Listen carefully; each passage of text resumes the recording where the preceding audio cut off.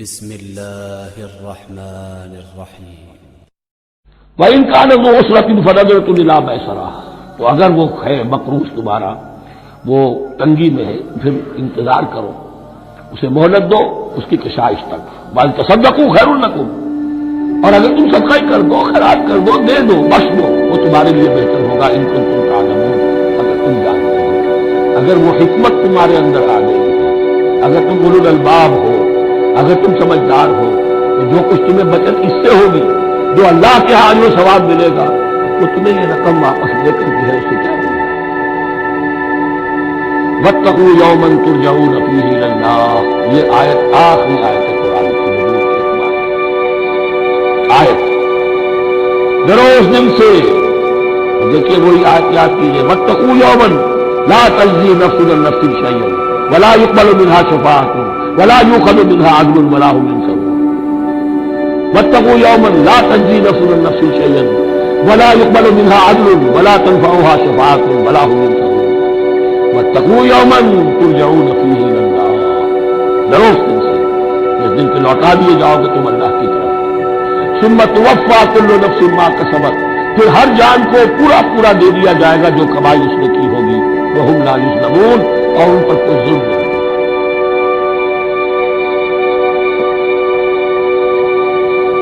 اب یہ قرآن مجید کی طویل ترین آیت آ رہی ہے، آیت الدین۔ یہ قرض کا معاملہ ہے، وہ قرض کا معاملہ ہے کہ آپ نے کسی کو قرض دیا، یا کوئی کاروباری معاملہ ہے، اشتراک ہے اس میں کہ جو بھی ہوگا بعد میں نتائج نکلیں گے، ان سب کے بارے میں حکم ہے کہ لکھ دیں۔ ہم کیا کرتے ہیں قرض دیتے ہوئے، اب دوست ہے، بھائی ہے، عزیز ہے، کیا لکھوانا ہے، اس سے کیا کہے گا، اعتماد نہیں کرتا۔ کاروبار شروع ہو گیا، زبانی باتیں کر دی، اس کے بعد رو رہے چلا رہے۔ تو حدیث میں آتا ہے کہ اللہ تعالیٰ 3 قسم کے لوگوں کی فریاد سنتا ہے۔ ایک وہ جو قرض دیتے ہوئے یا کوئی معاملہ کرتے ہوئے لکھواتا تو ہے نہیں اور بعد میں روتا ہے۔ ایک وہ کہ جو اپنی بیوی کے ہاتھوں تنگ بھی ہے اور شکوہ بھی کرتا ہے، شکایت بھی کرتا ہے، فریاد بھی کرتا ہے، طلاق بھی دیتا ہے۔ اللہ کا راستہ کھولا، اللہ ویسے لوگوں کی فریاد نہیں سنتا۔ تیسرا مجھے یاد نہیں، یا ایھا الذین آمنوا اذا تداینتم بدین الی اجل مسمى فاکتبوہ، اے اہل ایمان جب بھی تم کوئی معاملہ کرو قرض کا، ایک وقت معین تک کے لیے، تو وقت معین ہونا چاہیے، یہ قرض دے رہے ہیں کب واپس ہوگا، فاکتبوہ، اس کو لکھ لیا۔ یہ فعل امر ہے، الامر للوجوب، واجب ہے۔ ولیکتب بینکم کاتب بالعدل، اور چاہیے کہ کوئی لکھنے والا تمہارے مابین عدل کے ساتھ، لکھنے والا کوئی ڈنڈی نہ مار جائے، انہیں بھی چاہیے کہ وہ صحیح لکھے۔ ولا یاب کاتب ان یکتب کما علمہ اللہ فلیکتب، اور کسی بھی شخص کو جسے اللہ نے سکھایا ہوا ہے کتابت لکھنے کا کام، تو اس کو انکار نہیں کرنا چاہیے لکھنے سے۔ اللہ نے اسے علم دیا ہے، اسے چاہیے کہ لکھے، اس لیے کہ اس معاشرے میں پڑھے لکھے لوگ تو بہت کم ہوتے تھے۔ اب بھی یہ ہوتا ہے، عرائض نویس وغیرہ ہوتے ہیں، وثیقہ نویس ہوتے ہیں، پیسے دے کے ان کو جو لکھواتے ہیں، لیکن اگر کوئی وثیقہ نویس جو بے ایمانی کرے اور لکھنے میں کوئی کمی کر جائے تو جو جس کے اوپر ذمہ داری ہے اسے نقصان پہنچ جائے گا۔ وَلْيَكْتُبْ بَيْنَكُمْ كَاتِبٌ بِالْعَدْلِ، اور چاہیے کہ لکھنے والا تمہارے مابین انصاف کے ساتھ لکھے۔ وَلَا يَأْبَ كَاتِبٌ أَن يَكْتُبَ كَمَا عَلَّمَهُ اللَّهُ فَلْيَكْتُبْ، اور نہ انکار کرے کوئی لکھنے والا اس سے کہ وہ لکھے جیسے اللہ نے اسے سکھایا ہے تو لکھنا چاہیے۔ وَلْيُمْلِلِ الَّذِي عَلَيْهِ الْحَقُّ، لکھتے وقت املا وہ کرائے جس کے ذمے رقم آ رہی ہے، جس پر حق آ رہا ہے، علیہ الحق، وہ لکھوائے، جس کا مال ہے وہ نہ لکھوائے، جس پر ذمہ داری آ رہی ہے وہ لکھوائے کہ میں کیا ذمہ داری لے رہا ہوں۔ وَلْيَتَّقِ اللَّهَ رَبَّهُ، اور اللہ سے ڈرتا رہے اپنے رب سے، وَلَا يَبْخَسْ مِنْهُ شَيْئًا، اور لکھوانے میں اس میں سے کوئی شے کم نہ کرے۔ فَإِنْ كَانَ الَّذِي عَلَيْهِ الْحَقُّ سَفِيهًا، اب اگر وہ جو مقروض ہے، جو قرض دے رہا ہے، جس کے ذمے کو ذمہ داری آ رہی ہے، وہ ناسمجھ ہے یا بوڑھا ہے، ضعیف ہے، اور لا یستطیع ان یمل، یا اس کے اندر یہ اتنی صلاحیت نہیں ہے کہ املا کرا سکے، یہاں املا کے معنی میں ہوا فلیملل ولیہ بالعدل، تو اگر وہ نہیں املا کرا سکتا تو اس کا کوئی ولی ہو، اس کا کوئی وکیل ہو، اس کا کوئی اٹارنی ہو، وہ اس کی طرف سے اس کو لکھوائے۔ واستشہدوا شہیدین من رجالکم، یہ ایک آیت چل رہی ہے ابھی، پورے رکوع کے اوپر ایک آیت پھیلی ہوئی ہے، سوائے آخر میں تھوڑا سا ایسا دوسری آیت آئے گا. وَاسْتَشْهِدُوا شَهِيدَيْنِ مِن رِجَالِكُمْ، اور گواہ بنا لیا کرو دو اپنے مردوں میں سے. فَإِن لَّمْ يَكُونَا رَجُلَيْنِ، اور اگر دو مرد دستیاب نہ ہو، فَرَجُلٌ وَامْرَأَتَانِ، تو ایک مرد اور دو عورتیں. مِمَّن تَرْضَوْنَ مِنَ الشُّهَدَاءِ، اور وہ بھی دونوں کے نزدیک مقبول ہو شہداء کہ ہاں دونوں کو اعتماد ہے. اب یہ جو سوال آ گیا کہ ایک مرد کی جگہ دو عورتیں، دو مرد یا پھر ایک مرد کا ہونا تو لازم ہو گیا، محض عورت کی گواہی نہیں چلے گی. لیکن اس کا آیا مسئلہ کا ہر قسم کے معاملے کا ہے یا قرض اور مالی معاملات میں وسیقہ نجسی کا، یہ علیحدہ مسئلہ ہے. یہ تو باتیں پھر فقہا کے یہاں تفصیل سے ملتی ہیں. لیکن یہ مسئلہ موجود ہے کہ دو مرد، اور اگر دو مرد دستیاب نہ ہو تو ایک مرد اور دو عورتیں. تو سوال تو پیدا ہو گیا کہ کیا عورت کی گواہی عادی ہے؟ ان تضل احداہما فتذکر احداہما الاخری، مبادا ان میں سے کوئی ایک بھول جائے تو یاد کرا دے دوسری. اپنی سوال پیدا ہو گیا کہ اب مرد نہیں بھول سکتا. کیا جواب ہے؟ جواب یہ ہے کہ واقعتاً اللہ تعالیٰ نے عورت کے اندر نسیان کا مادہ زیادہ رکھا. الا یعلم من خلق وهو اللطیف الخبیر، کیا وہی نہ جانے گا جس نے پیدا کیا ہے؟ وہ پیدا کیا ہے، وہ جانتا ہے. نسیان کا مادہ کیوں زیادہ رکھا یہ بھی سمجھ لیجیے. اپنی بات ہے، منطقی بات ہے. She has to play the role of number 2. اسے مرد کے تابع رہنا ہے. جو نمبر 2 ہوتا ہے اس کے اوپر اس کی کبھی احساسات کے اوپر، کبھی جذبات کے اوپر کوئی نہ کوئی ضرورت آتی ہے. اور اس میں اللہ تعالیٰ نے ان کا سیفٹی والو رکھا ہوا بھول جانا. اگر بھولنا نہ ہو، یاد بازی عذاب ہے یارب، چھین لے ہم اس سے حافظہ میرا. یہ نسیان جو ہے یہ بھی ایک بہت بڑی نعمت ہے. ورنہ تو کوئی صدمہ دل سے اتری نہیں، کوئی غصہ کبھی ختم ہوئی نہیں. تو بھولنے کا معاملہ یہ سیفٹی ویلو اللہ نے عورت میں زیادہ رکھا ہے، اس لیے کہ اسے مرد کے تابع ہو کر رہنا ہے. اور جب تابع ہو کر رہنا ہے تو اسے زیادہ اس کے احساسات پہ، جذبات پر زیادہ مواقع آئیں گے کہ اس کو کچھ دست پہنچے. اس کے لیے یہ سیفٹی ویل کے نسیان ہے یہ زیادہ. ان تضل احداہما فتذکر احداہما الاخری. اب یہ کہ اگر یہ بات سمجھ میں نہ آتی تب بھی اللہ کا حکم ہے ماننا. اگر فکس کیپٹل اور فلوئڈ کیپٹل کا فرق سمجھ میں نہیں آتا تب بھی بیع حلال ہے ربا حرام ہے. اللہ کا احل اللہ البیع وحرم الربا. لیکن اگر حکمت سمجھ میں آ جائے تو ضرور نہ ڈالیں. ولا یاب الشہداء اذا ما دعوا، اور نہ انکار کریں گواہ جب کہ ان کو بلایا جائے.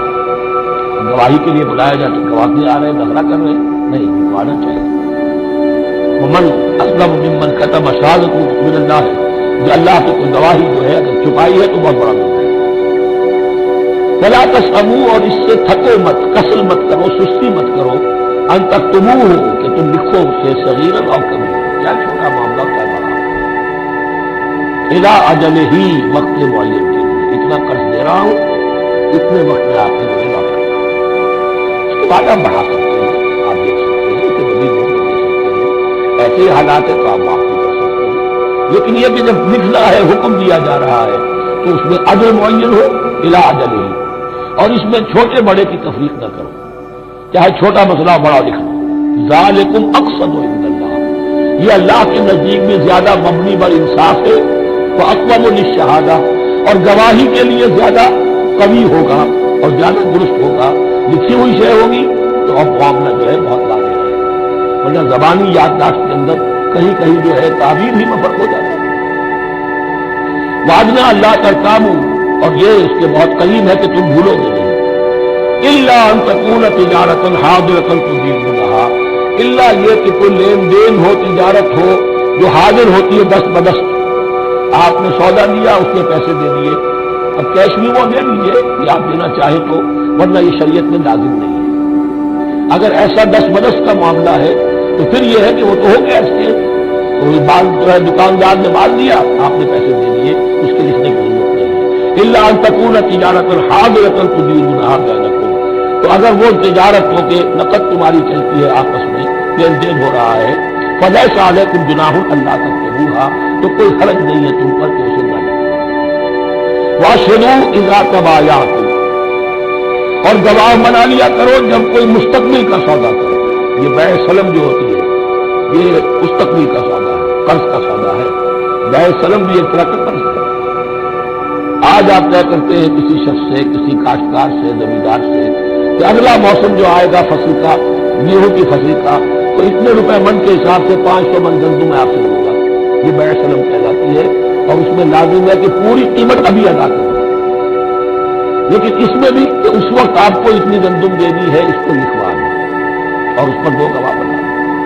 واشهدوا اذا تبايعتم ولا يضار كاتب ولا شهيد، اور نہ نقصان پہنچایا جائے کسی لکھنے والے کو یا گواہ کو، اور نہ نقصان پہنچائے کوئی لکھنے والا یا گواہ. یہ ضار دونوں کے لیے آ جائے، یہ معروف بھی ہے اور مجروح بھی ہے. نہ ضرر پہنچایا جائے اور نہ ضرر پہنچائے، نہ کوئی کاتب اور نہ کوئی شہید گواہ. وَإِن تَفْعَلُوا، اگر تم ایسا کرو گے، نقصان پہنچاؤ گے، فَإِنَّهُ فُسُوقٌ بِكُمْ، تو یہ تمہارے لیے بہت بڑے گناہ کی بات ہوگی. وَاتَّقُوا اللَّهَ، اللہ سے ڈرو. وَيُعَلِّمُكُمُ اللَّهُ، اللہ تمہیں تعلیم دے رہا ہے. وَاللَّهُ بِكُلِّ شَيْءٍ عَلِيمٌ، اللہ ہر چیز کا علم رکھنے والا ہے. ایک آیت ہوئی ہے آخری پارے کی، میرا گھر 4 5 6 سورتیں جمع کریے تو جا کر ہی ایک آیت کا بھی برابر ہے. میں نے کہا تھا کہ آیات کی تعین توقیفی ہے، یہ ہمارے حساب کتاب سے، گرامر سے، منطق سے، علم بیان سے، اس کو تعلق ہے. وَإِن كُنتُمْ عَلَىٰ سَفَرٍ، اور اگر تم سفر پر ہو، وَلَمْ تَجِدُوا كَاتِبًا، اب وہاں کو لین دین کا معاملہ ہو گیا، قرض کا ہو گیا، کاتب کوئی ہے نہیں، فَرِحَانٌ مَقْبُوضَةٌ، تو کوئی گروی شے رکھ لو قبضے. فلاں شے آپ کے قبضے میں رہے گی، آپ اتنے پیسے مجھے دے دیں گے، میں جب یہ عمل واپس کر دوں گا اب پوچھیں گے میری چیز جمع کر دیں. یہ رہن مقبوضہ. لیکن رہن سے کوئی فائدہ اٹھانے کی اجازت نہیں، وہ سود ہو جائے گا. اگر مکان رہن میں رکھا گیا ہے قبضہ تو ہوگا اس کا، لیکن یہ کہ وہ اس کا کرایہ نہیں دے سکتا، کرایہ مالک ہو جائے گا، اس سے کوئی استفادہ نہیں کر سکتا. رہان مقبوضہ. فَإِنْ أَمِنَ بَعْضُكُمْ بَعْضًا، پھر اگر کوئی شخص اب اطمینان کرتا ہے اور اعتبار کرتا ہے تم میں سے بات کسی بات کا، فَلْيُؤَدِّ الَّذِي اؤْتُمِنَ أَمَانَتَهُ، تو اب چاہیے اس شخص کو کہ جس کے اوپر یہ امانت آئی ہے، اگرچہ اس کے پاس رہن دینے کو کچھ نہیں تھا، یا یہ کہ دوسرے بھائی نے اس پر اعتماد کیا اور اس کی وجہ سے کوئی شے رہن نہیں دی، تب اس سے کوئی غلط فائدہ نہ اٹھائے. وہ گویا کہ اس کے پاس جو اس نے قرض لیا امانت ہے، اس کے پاس وہ امین بنایا گیا ہے. فَلْيُؤَدِّ الَّذِي اؤْتُمِنَ أَمَانَتَهُ، تو اپنی امانت واپس لوٹائے. وَلْيَتَّقِ اللَّهَ رَبَّهُ، اور ڈرے اللہ سے جو اس کا رب ہے. وَلَا تَكْتُمُوا الشَّهَادَةَ، اور دیکھو گواہی کو چھپایا نہ کرو. وَمَن يَكْتُمْهَا فَإِنَّهُ آثِمٌ قَلْبُهُ، اور جو کوئی گواہی کو چھپائے گا تو اس کا دل گناہ میں مبتلا ہو جائے گا. دل داغدار ہو گیا تو رہ کیا ہو. واللہ بما تعملون علیم، اور جو کچھ تم کر رہے ہو اللہ اسے جانتا ہے. اللہ کے فضل و کرم سے آخری رکوع پر ہم پہنچ گئے، اور یہ بڑا ایک سمجھیے 3 آیتوں پر مشتمل رکوع ہے. جیسے کہ وہ رکوع جو ہم نے پڑھا تھا جو آیت الکرسی 4 آیتیں ہیں، اب یہ کہا جا سکتا ہے کہ یہ 2 رکوع ایک دوسرے کے بالکل بالمقابل ہیں اپنی عظمت میں اور مقام میں. آیت الکرسی کی جگہ یہاں ایک دعا کی آیت ہے، جامع ترین دعا جو آئے گی آخر للہ ما فی السماوات و ما فی الارض. اکثر و بیشتر آپ دیکھیں گے سورتوں کے اختتام پر یہ الفاظ پھیلاتے ہیں، ہاں اللہ ہی کا ہے جو کچھ بھی ہے آسمان و زمین. وَإِن تُبْدُوا مَا فِي أَنفُسِكُمْ أَوْ تُخْفُوهُ، اور جو کچھ تمہارے دلوں میں ہے خواہ تم اسے ظاہر کرو خواہ چھپاؤ، جو حاصل تم نہیں رہا، اللہ تم سے محاسبہ کرے. تمہاری نیتیں اس کے لیے. ان اللہ لا ينظر الى صوركم ولا الى اموالكم ولكن ينظر الى قلوبكم واعمالكم. اللہ تمہاری صورتوں کو نہیں دیکھتا، تمہارے مال و دولت کو نہیں دیکھتا، تمہارے دل کو، تمہارے اعمال کو. تو دل میں جو کچھ ہے خواہ کتنا ہی چھپا لو، اللہ کی محاسبے سے نہیں بچو. فَيَغْفِرُ لِمَن يَشَاءُ وَيُعَذِّبُ مَن يَشَاءُ، پھر وہ بخش دے گا جس کو چاہے اور عذاب دے گا جس کو چاہے. اختیار مطلق اللہ کے ہاتھ میں. ہمارے ہاں اہل سنت کا عقیدہ یہی ہے، اللہ پر لازم نہیں ہے کہ وہ نیکوکار کو اس کا جزا ضرور دے اور بدکار کو اس کی سزا ضرور دے۔ اللہ کرے گا ایسا، یہ دوسری بات ہے، لیکن اللہ کی شان اس سے بہت اعلیٰ اور عرفہ ہے کہ اس پر کسی شے کو لازم کرانا، اس کا اختیار مطلق مطلق۔ یفعل اللہ ما یرید یفعل اللہ ما یشاء۔ اہل تشیع کا کہنا یہ ہے کہ اللہ پر عدل واجب ہے، اہل سنت کہتے ہیں اللہ عدل کرے گا، جزا و سزا میں عدل ہوگا، یہ ہم مانتے ہیں، واقعہ ہے، لیکن ہم یہ نہیں کہتے کہ اللہ پر عدل واجب ہے، اللہ پر کوئی شک نہیں، بلکہ اللہ نے تو کتب علی نفسہ الرحمہ، اپنے اوپر واجب کیا ہے رحمت کو۔ وجوب کا لفظ جو آتا ہے اللہ پر وہ تو رحمت ہے، کتب علی نفسہ الرحمہ، اللہ نے اپنی ذات کے اوپر واجب کر لیا رحمت۔ واللہ علی کل شیء قدیر، اور اللہ ہر چیز کے قدرت رکھتا ہے۔ آمن الرسول بما انزل الیہ من ربہ والمؤمنون، ایمان لائے رسول صلی اللہ علیہ وسلم اس چیز پر کہ جو نازل کی گئی ان کی جانب ان کے رب کی طرف سے۔ بہت طرف بات ہے، بڑا باریک نکتہ ہے۔ نبی پر جب وحی آئی ہے کیسے پہچان لیا کہ یہ بدبو نہیں ہے، یہ نہیں ہے؟ آخر کوئی اجتماع بھی تو ہو سکتا ہے، پہلا تجربہ تھا۔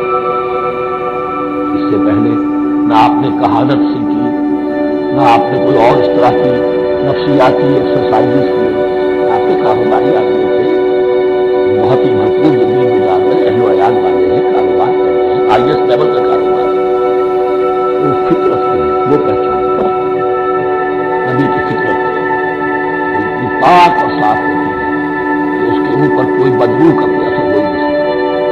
اگر اس میں ایک اور واقعہ میں نے جگہ پڑھا تھا، میں پھر کسی واقعہ سنا ہوں گا آپ کو، اس وقت نہیں۔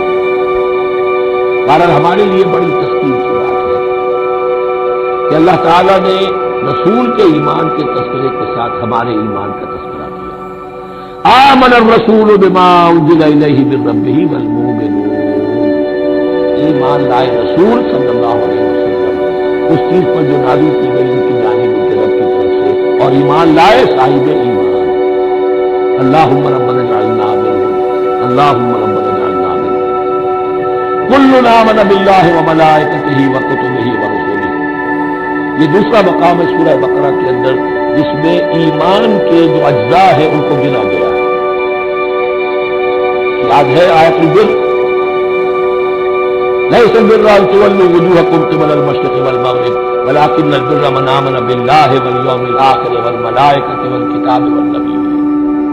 یہاں بھی اسی طرح ہے، كل آمن بالله وملائكته وكتبه ورسله لا نفرق بين أحد من رسله۔ اور یہ تیسری مرتبہ بات آ گئی ہے کہ رسولوں کے درمیان کوئی تفریق نہیں کی۔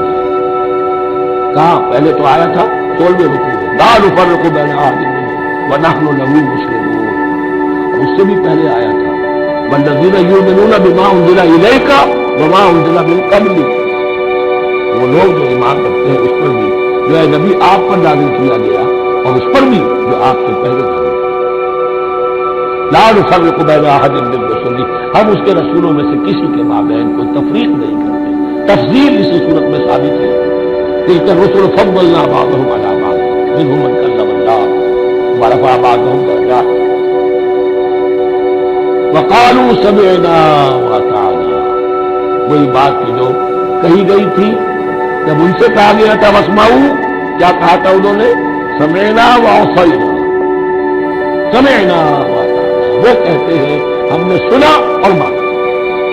غفرانک ربنا، ہماری درخواست ہے پروردگار میری بخشش مانگ، غفرانک نون پر زبر ہے، مفعول ہے، نسألک غفرانک، اے اللہ ہم تجھ سے سوالی ہے، تجھ سے طلب کرتے ہیں، درخواست کرتے ہیں تیری مغفرت، وإلیک المصیر، اور تیری ہی جانب لوٹنا ہے۔ یہاں پر وہ ایمان میں آخر آ گیا جو یہاں اوپر نہیں آتا ہے۔ آمن باللہ وملائکتہ وکتبہ ورسلہ، پھر رسولوں کے ضمن میں لا نفرق بین احد من رسلہ، لیکن اس کے بعد وإلیک المصیر، مغفرت اور اللہ کی طرف ہی لوٹ جانا ہے ہمارا، اس میں ایمان میں آتا ہے۔ اب آخری آیت، لا یکلف اللہ نفسا الا وسعها، اللہ تعالیٰ نہیں ذمہ دار ٹھہرائے گا کسی جان کو مگر اس کی وسعت کے مطابق۔ یہ بہت بڑے فضل و کرم والی آیت ہے۔ جیسے میں نے کہا تھا میگنا کارٹا جو ہے انسانی حقوق کا، اجیب دعوت الداع اذا دعان، جہاں بھی مجھے کوئی پکارے، جب پکارے میں اس کی پکار سنتا ہوں۔ ہاں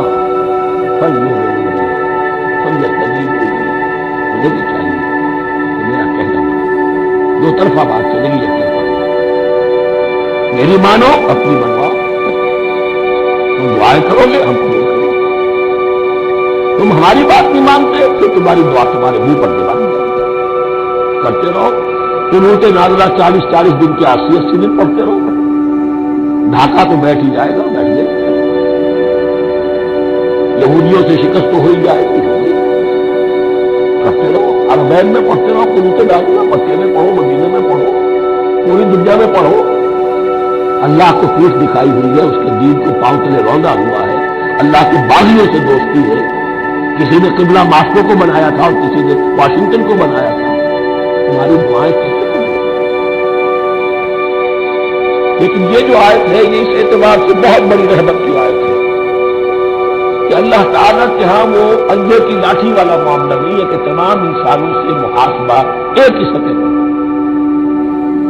اللہ جانتا ہے کس کی کتنی وسعت ہے، اور وسعت کن چیزوں سے بنتی ہے۔ آپ کو کوئی اور جین ملے ہیں، مجھے کوئی اور جین ملے ہیں، انہیں کوئی اور جین ملے ہیں، جینز، ان جینز کی اپنی اپنی خصوصیات ہیں، خصائص ہیں، پراپرٹیز ہیں، لمیٹیشنز ہیں۔ آپ کو کوئی اور ماحول ملا، اسے کوئی اور ماحول ملا، اسے کوئی اور ماحول ملا، تو hereditary factors multiplied by environmental factors, ان دونوں سے ایک شخصیت کا ہیولہ بنتا ہے انسان کا، جس کو پیٹرن کہتے ہیں ہمارے مستری لوگ۔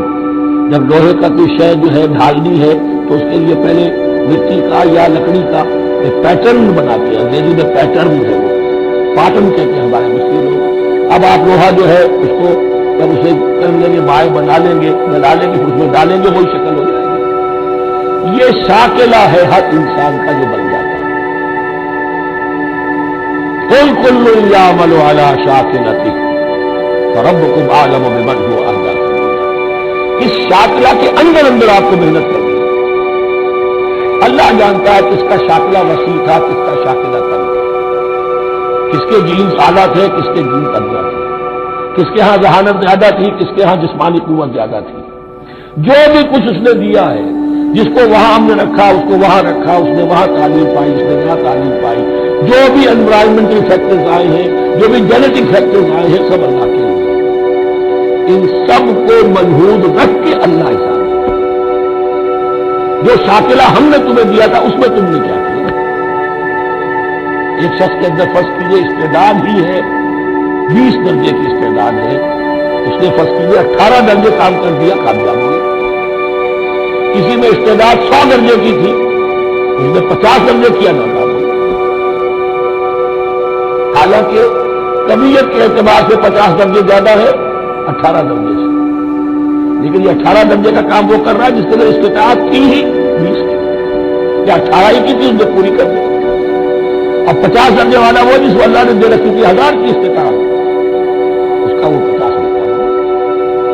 تو اللہ تعالیٰ کا محاسبہ جو ہے انڈیویجول ہے، اسی لیے فرمایا گیا کلہم آتی ہے یوم القیامت فردا، ان میں سب لوگ اس دن قیامت کے دن سب آئیں گے اکیلے، ہر ایک کا حساب ہوگا، اور ہر ایک کا حساب ہوگا لا یکلف اللہ نفسا الا وسعها، اللہ ذمہ دار نہیں ٹھہرائے گا کسی بھی جان کو مگر اس کی وسعت کے مطابق۔ البتہ اس کا ایک ریورس ہے، ہوتا کیا ہے ہم سمجھتے ہیں دنیا میں تو بھاگ دوڑ کر رہے ہیں اور جی ہمارے اندر استطاعت دین کے کام کی صلاحیت، دنیا میں دیکھیں بڑے کامیاب تیزی کے ساتھ دوڑ رہے ہیں، کامیاب پر کامیاب، لیکن ہمارے اندر تو استطاعت نہیں، استعداد ہی نہیں، کیا کریں؟ یہ دھوکہ ہے، سب ڈسپشن۔ استعداد اور استطاعت کے بغیر اور صلاحیت اور ذہانت کے بغیر دنیا میں بھی آپ کما نہیں سکتے، کوئی نتائج حاصل نہیں کر سکتے۔ یہ دھوکہ اپنے آپ کو نہ دیجیے۔ یہ ہے جو کچھ کر سکتے ہو کیجیے، کھودیے اپنی شخصیت کو، کھود کر جو نکال سکتے ہو نکال دیجیے۔ ہاں آپ نکال سکیں گے اتنا ہی جتنا آپ کے لیے کر دیا، زیادہ کہاں سے لے گا؟ اور اللہ نے کس میں کیا بدلیت کیا ہے وہ جانتا ہے۔ اس کا حساب لینا جو ہے محاسبہ وہ اس پر ہے کہ جو اس نے تمہیں کیا۔ یہ مضمون قرآن مجید میں 5 مرتبہ آیا ہے بہت اہمیت کے ساتھ۔ لا یکلف اللہ نفسا الا وسعها لها ما کسبت وعلیہا ما اکتسبت۔ اسی جان کے لیے ہے جو اس نے کمایا اور اس کے اوپر وبال بنے گا جو اس نے برائی کمائی۔ اس نام اور اعلیٰ لہا ما کسبت، جو بھی اس نے نیکی کمائی اس کے حق میں ہے، اس کے لیے ہے، اس کا اجر ملے گا، ثواب ملے گا، اور جو بدی کمائی وہ اس پر وبال بنے گا، اسی کے لیے اس کو سزا ملے گی، اسی کے حوالے سے۔ اب وہ آخری دعا آ گئی، جامع ترین اور عظیم ترین دعا ہے قرآن میں۔ ربنا لا تؤاخذنا ان نسینا او اخطأنا۔ اہل ایمان کے راستے پر، عمل صالح کے راستے پر مقبول بھر، امکان بھر اپنی شخصیت کے کونوں کھجروں میں سے بھی نکال کر، اپنی ریلیجول انرجیز کو بھی نکال کر اللہ کی راہ میں لگا دیں، لیکن اس کے بعد بھی کوئی ذرہ نہ ہو، کوئی ضرور نہ ہو، کوئی اپنی محنت پر، اپنی نیکی پر، اپنی کمائی پر، اپنے کارناموں پر کہیں انسان دھوکہ نہ کرے۔ کیفیت کیا رہنی چاہیے؟ تواضع و عجز ان کے ساتھ۔ ربنا لا تؤاخذنا ان نسینا او اخطأنا۔ اے رب ہم سے مواخذہ نہ کیجیے اگر ہم بھول جائیں یا ہم سے خطا ہو جائے۔ نسیان بھی ہے، الانسان مرکب من الخطاء والنسیان۔ انسان کے اندر یہ دونوں چیزیں، خطا اور نسیان، یہ تو بنی ہوئی ہے۔ خطا یہ ہے کہ آپ نے اپنی امکانی حد تک کوئی نشانہ ٹھیک لگایا تھا، نشانہ خطا ہو گیا، آپ کی نیت ٹھیک ہے۔ ایک اجتہاد کرنے والا اجتہاد کر رہا ہے، امکانی حد تک اس نے کوشش کی ہے کہ صحیح رائے تک پہنچے، لیکن خطا ہو گیا، اللہ معاف کرے گا۔ اس نے اپنی امکانی کوشش کی تھی، لہذا اسے ثواب ملے گا۔ مجتہد مخطی بھی ہو تو ثواب ملے گا، مجتہد مصیب ہے، صحیح رائے پر پہنچ گیا ہے تو دوہرا ثواب ملے گا، لیکن مجتہد مخطی ہے تب ثواب۔ تو بھول چوک پر، یہ بھول چوک خطا جو ہے چوک صحیح ہے، بالکل نہ مشکل، چوک جائے، اشارہ چوک گیا۔ اے پروردگار، جو بھی ہم سے سرزد ہو جائے، غلطی ہو جائے، بھول کی وجہ سے یا خطا کی، اس پر معاف کرو۔ ربنا ولا تحمل علینا اصرا کما حملته علی الذین من قبلنا۔ اور اے رب ہمارے، ہم پر وہ بوجھ نہ ڈالیے جس سے ہم لے کر چل نہ سکیں۔ دیکھیے ایک حمل ہوتا ہے جس سے حمال کا لفظ بنا ہے، جس کو لے کر انسان چلتا ہے۔ حمال اس بوری کو یا بوجھ کو اٹھا کر چلتا ہے، جو آپ کی طاقت میں ہے اور جس سے لے کر آپ چل سکیں وہ ہے حمل، اور جو ہو آپ کو بٹھا دے، اس کو کہتے ہیں۔ یہ لفظ سورہ اعراف میں پھر آئے گا، یضع عنہم اصرہم والاغلال التی کانت علیہم۔ حضور کی شان یہ بھی تھی کہ انہوں نے لوگوں کے بوجھ جو ان کی طاقت سے بڑھ کر تھے ان کے کندھوں سے اتار دیا۔ ربنا ولا تحمل علینا اصرا کما حملته علی الذین من قبلنا۔ اے اللہ، تو نے بڑے بڑے بھاری بوجھ ہم سے پہلے لوگوں پر ڈالے۔ شریعت میں پہلے بھاری تھے، بہت سے معاملات ہم نے دیکھ لیے، اللہ ہمارے لیے کتنا آسان کر دیا، رات کو نکال دیا، کہہ دیا خاص طور پہ کھاؤ پیو ضرور، سحری ضرور کرو، تسحروا فإن فی السحور برکۃ۔ رات میں تعلق کے دونوں شوق کی اجازت ہے، وہاں ان کے روزے میں چپ بھی تھا، چپ بھی رہو، نہ کھاؤ نہ پیو، نہ تعلق کے دونوں شوق، نہ گفتگو۔ ان کے ہاں یوم سبت کا حکم تھا اتنا سخت، کوئی کام نہیں کرو۔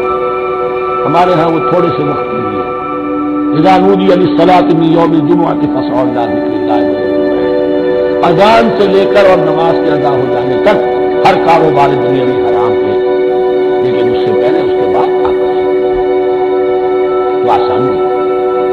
ربنا ولا تحمل علینا اصرا کما حملته علی الذین من قبلنا ربنا ولا تحملنا ما لا طاقۃ لنا به۔ اور اے رب ہمارے ہم پر وہ بوجھ میں عائد کیجو، ہم پر ڈالیو جس کی کہ ہمارے اندر طاقت ہے۔ واعف عنا، ہم سے درگزر فرما، ہمیں معاف کرتا ہے، واغفر لنا، اور ہمیں بخشا ہے۔ مغفرت کا لفظ ہے، اس کو سمجھ لیجیے ڈھانپنا۔